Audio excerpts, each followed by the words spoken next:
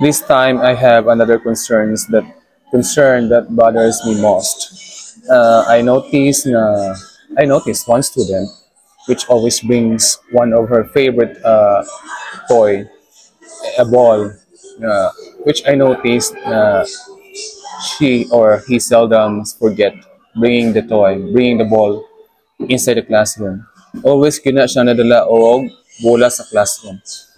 And mas maayo pa ang bula kaysa ang studies. Mas maayo pa ang bula kaya di niya malimtan kaysa yung mga subjects na kanya lang i-comply niya.